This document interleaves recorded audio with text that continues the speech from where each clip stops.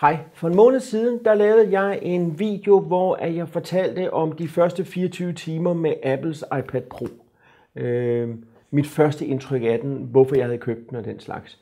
Nu har jeg haft den en måned, og jeg har brugt den hver evig eneste dag i den måned, og synes, at nu kan jeg fortælle lidt mere om, hvad det egentlig er, den kan. Og der er flere, der nemlig har spurgt mig på Twitter og andre steder, hvordan mine erfaringer har været. Så det her, det er sådan den hurtige gennemgang af, hvad er det, mine erfaringer med den er. Og det første spørgsmål, som vi lige så godt kan få ud af vejen med det samme, det er, gør iPad Pro'en, at jeg kan sælge min MacBook og bare have den? Nej, det gør det ikke. På ingen måde. Der er nogle grundlæggende begrænsninger i iOS, som gør, at i forhold til det arbejde, jeg laver, så kan jeg ikke bare lade være. Der er ikke mulighed for at understøtte RAW-filer, jeg fotograferer, så det har jeg altså brug for. Der er ikke noget ordentligt filsystem, så hvis man laver lydoptagelser og den slags, så er man afhængig af Google Drive og sådan noget, og så ender jeg alligevel med at skulle afslutte arbejdet på min desktop. Også fordi sådan noget som FTP-ting op, hvis jeg skal udgive en podcast, er måske muligt på iPad'en, men det er bare så meget nemmere på en computer. Så der er en masse af de her ting, som i virkeligheden handler enormt meget om afslutning. Det at få lavet et layout færdigt i InDesign og sendt til tryk. Det at få lavet billederne færdige i Lightroom eller i Photoshop, sådan at de kan bruges. Det at få klippet sådan en video som denne her i Premiere, der vil jeg 100 gange hellere arbejde i Premiere Pro på min computer, end jeg vil sidde og arbejde i Premiere Clip eller iMovie på den her. Så til alt det, som handler om at afslutte processer, der afløser den der altså ikke. Når jeg alligevel så har brugt den hver dag, så er det fordi, at en masse andre ting er den til gengæld fremragende til. Jeg har købt et løst tastatur. Sådan et meget billigt plastiktastatur er også muligt for billigt. Men det er enormt rart at have et løst tastatur faktisk, og ikke et, hvor iPad'en sidder fast på. Hvis jeg for eksempel sidder i tog, så kan jeg sidde med det her i skødet og bare have iPad'en stående på bordet, og så fylder man ikke hele det der bord og irriterer sine medpassagerer. Det er super dejligt.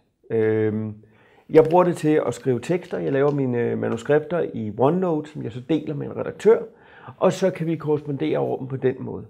Det er super fedt. Jeg kan have split screen, så jeg har OneNote, og så har jeg en Slack-kanal åben, hvor jeg kan diskutere med redaktøren. Også super fedt. Så det tekstarbejde, fremragende. Men der, hvor den virkelig kan noget, det er altså Apples blyant. Det er et forrygende stykke teknologi. Jeg er næsten lige ved at være Apple-agtig og sige, at den er magisk.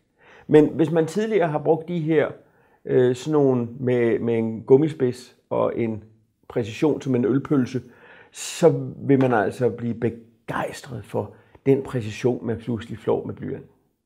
Det kræver lige, at appsene bliver opdateret. Sådan noget som Autodesk Sketchbook, som er den, jeg laver rigtig mange af mine skitser og modeller i. I starten, der var der bare sådan en tendens til, at linjen startede et par centimeter efter, at jeg havde tegnet. Og især når man skriver, så er der altså noget forfærdeligt rod, at den ikke følger med.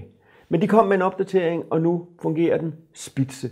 Andre ting som Procreate eller Penultimate, Notability, alle de her skriveapps. Jeg bruger dem hele tiden. Jeg bruger dem til mine skitser. Jeg bruger dem til, hvis jeg bare sidder og tager noter til et møde, fordi det at sidde med iPad'en og bare tage noter sådan her, og kunne tegne modeller og sidde og være mere fri i sin form, er super fedt. Så hvis man godt kan lide at tegne i hånden, og godt kan lide den her fysiske følelse af at tegne og skrive, hvis den er god for ens kreative processer, så er de her, den koster jo så 700-800 kroner, det er den dyreste blyant, jeg har, men de er altså godt givet ud. Så det er det, som den nemlig kan. Jeg havde den med til en konference i Odense 2 dage, hvor jeg skulle sidde og skrive og tage noter og den slags. Og der kunne jeg også konstatere, at batterilevetiden er forrygende. At jeg havde ikke brug for at oplade den i løbet af de 2 dage der. Den holdt batteri hele vejen igennem, og det gjorde det jo meget mere transportabelt for mig. Jeg kunne bare sidde med den og fylde det ikke nær så meget som dem, der skulle have en stor laptop og ledninger og forlængerledninger og alt muligt andet. En mere fleksibel løsning. Der er den super god. Jeg bruger den ikke til at afslutte mine billedredigeringer, men på grund af Lightroom Mobile, så er jeg også i stand til at sidde og gennemgå billederne efter et shoot. Sidde og lave grundlæggende editeringer, og der kommer flere og flere til. Jeg kan lave sort-hvid konvertering, jeg kan arbejde i tone curves. Jeg kan gøre alle de ting, som så synkroniserer op til Lightroom på min store desktop-maskine, hvor jeg kan lave det sidste afsluttende, hvor jeg kan eksportere RAW-filen, hvor jeg kan sætte det op i layouts og gøre den slags ting. Kunne sidde og lave mock-up layouts i Adobe Comp, hvor jeg igen kan sidde med blyanten, bare tegne tekstkasser, og hvor der skal være billeder og den slags, er enormt rart. Især hvis man sidder og samarbejder med nogen, fordi det bliver lidt mere skitseagtigt, det er en mere naturligt workflow.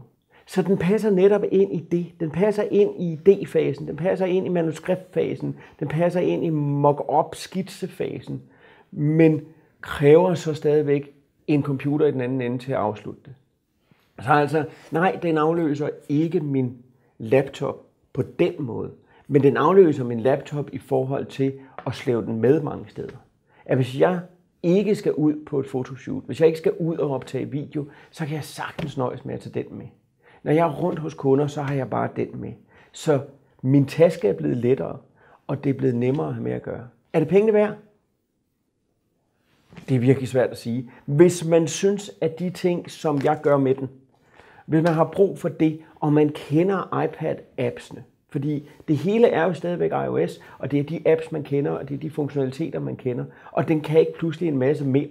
Den gør det bare lidt hurtigere, den gør det lidt pænere, den gør det på en større skærm, men det er grundlæggende de samme begrænsninger. De bliver hele tiden opdateret, men det er stadigvæk ikke, selvom Apple kalder det desktop class. Det er det altså bare ikke.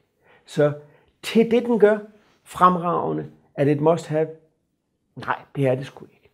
Men dermed ikke sagt, at jeg ikke er begejstret for den, og jeg bruger den faktisk nok mere end min almindelige computer efterhånden. Og det må vel være en succes i sig selv.